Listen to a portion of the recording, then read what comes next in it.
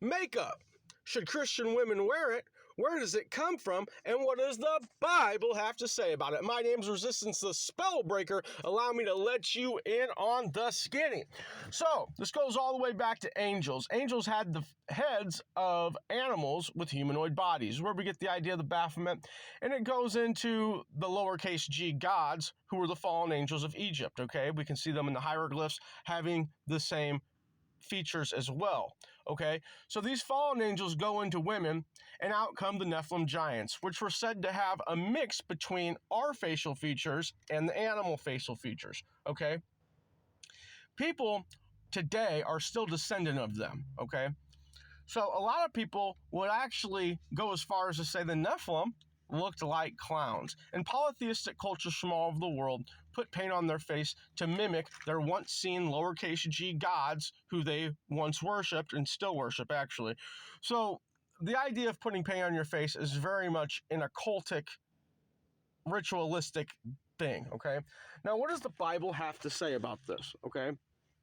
Over here, Jeremiah 4:30, and you, O desolate one, what do you mean that you dress in scarlet, and that you adorn yourself with the ornaments of gold, and that you enlarge your eyes with paint? In vain do you beautify yourself. Your lovers despise you. They seek your life. 2 Kings 9:30. When Jehu came to Jezreel, Jezebel heard it, and she painted her eyes and adorned her head and looked out the window. So Jezebel, being a pagan princess, spoken very, very negatively of all throughout our scripture, is the only person specifically described as putting paint on her face, and she was a pagan princess. So this is very much it's very much an occultic thing that's taking place here, okay? And I do see a connection. So the clown, for those of you that don't know, I just did a video on this. The clown is actually letting you know, because the giants didn't have a salvation right. They became demons. People become demonically possessed. And this is an outward expression of the demon inside of them coming out that they're showing you. And I do see a connection with the modern day woman putting paint all over her face. So one thing that I wanted to talk about with this is that makeup was originally made out of, and I believe still is made out of, pig shit and food coloring. Okay. I also believe that in this point of the game, that the people who run the world are putting all kinds of poisons in the makeup, which actually cause wrinkles and things like this. I think it's very bad for your skin. Another thing I don't like about makeup is that it's very deceptive.